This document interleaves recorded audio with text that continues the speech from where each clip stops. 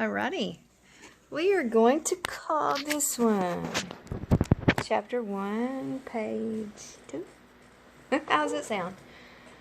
And Aki, just start talking whenever you want to. I don't know if you can see her. Let me see if I can turn that.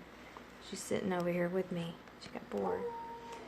And, I see, honey. You say I love you?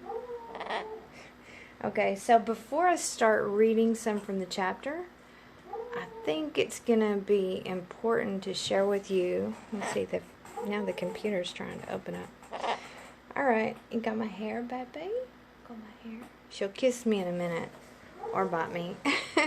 It's going to be important for me to explain about what a fast does to my body. So, when you see that, that's what I'm going to eat. When I figure out if I'm actually hungry or not. My sister gave me these pears. Forgot to tell her thank you. Thank you, Susan. They are delicious. I actually had one earlier today. And Aki got part of it. You want to come down here, baby? Okay, how do I get to explaining my fast? I guess first you need to know that the fast was an accident. I didn't say, oh Lord, please, Father God, help me not eat any food and see if I can communicate with you and listen to you more clearly. So, I'm not going to take any credit for all that stuff. But, what I will tell you is I did that one other time. When I lived in Houston, I went to the Lakewood Church where Jill and Victoria all CNR, and I really went through a lot of confusing struggles and trying hard and feeling like I just couldn't get a breakthrough. And when I read something about, let's see, Jesus said, when you fast, like don't make it known and shout it from the mountaintops to give yourself a pat on the back so people would think that you're all godly and holy. So that was the point, but I missed the other point. When I was studying that, I realized he said when you fast. He didn't say if you fast. He said when. And I was like, our culture doesn't do that. We have an obsession with making sure that we eat at least 3 meals a day, and usually sweets in between, and snacks. We love food. So I decided that I would use all of my mental discipline that I could scrape up. And in that time, I was living in Houston and I was driving to Baytown, which, if there's a lot of traffic, that could be a 2-hour drive. If there's a wreck or something and you're just stuck. But you can, let's see, I could make it in 45 minutes, okay, to work. And, yeah, it'd be nice if you looked that way, but that's okay. She thinks I'm telling her story, and that's fine.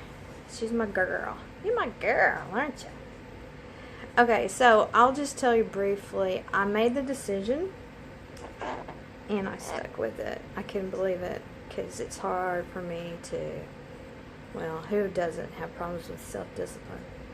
But I used some safety nets. One was, as soon as I got to school, at my main elementary campus, I went straight to the nurse.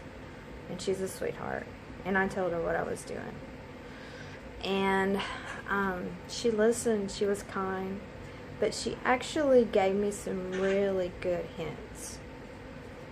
Which, first one is to drink water. Keep yourself hydrated. And I'm doing that. I promise. I'm doing that. I'm not going to go without water. And I was. The second one was really interesting because I hadn't thought of it.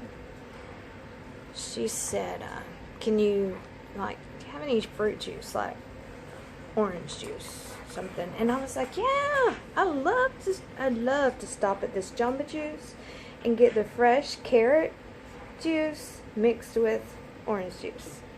And she said, well, you can have that on your fast. And I was like, well, I don't think that's what Jesus said when he went into the desert. But I didn't argue with her. I just listened to her.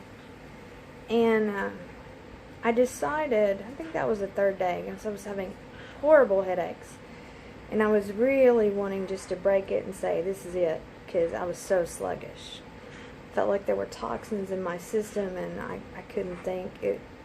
I couldn't work. It was rough. Okay, it was pretty rough. Yeah, I know. So on my way to work, there's a Jamba Juice around the corner from where I lived. I jumped up, went in there, I bought a Jamba Juice. She told me to drink approximately 2 ounces. And she was like, just about that much. And about every 4 hours. And so I did it. Actually, I probably did it every 3 hours, which I'm crazy about. If you give me a rule, I want to follow it and be perfect at the rule. Which really is just kind of a guideline. But, okay, back to the story, and I'm off on a different topic, and I don't mean to be. But for the whole story, I made it 7 days on my fast. I was really afraid to fast another week because I've had problems getting sick. Once I get sick, well, now I'm diagnosed with fibromyalgia. So once I get sick, it's hard for my body to bounce back. So I decided, I'm just going to break the fast on the weekend, give myself a little time, and then look at it again in the future. So to summarize all that crazy long story up, which has millions of details. Yet I know, I've got a million details. And you're my friend, aren't you, baby doll? Let me move you over here. Okay. So, it turned out to be the most glorious mental, spiritual, connective experience that is beyond this earth, so there's no way to explain it. There's just not enough words, and I'm not even going to try. If you want to know what it's like, be careful. Put some safety marks in check. Make sure somebody knows that won't pester you about eating. Text them. Make sure, just make sure that you've got some people around you that have your back when you give it a try.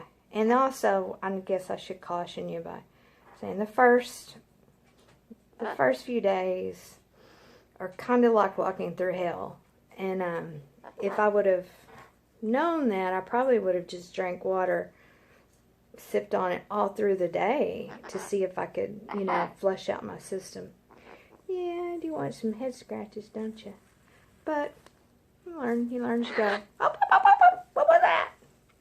So, ultimately, it was a glorious experience, but I also learned another side that I want to share, because if I talk about it, I can't visit the subject without sharing the caution of something I learned. It is, be prepared to break your fast. Prepare yourself for it. I thought I could break my fast on Sunday evening, eat something, get up in the morning, and pop up and go to work. I was so sadly mistaken. I did get up and go to work. I don't think I got anything done, but what? It was bad, Aki. It was so bad.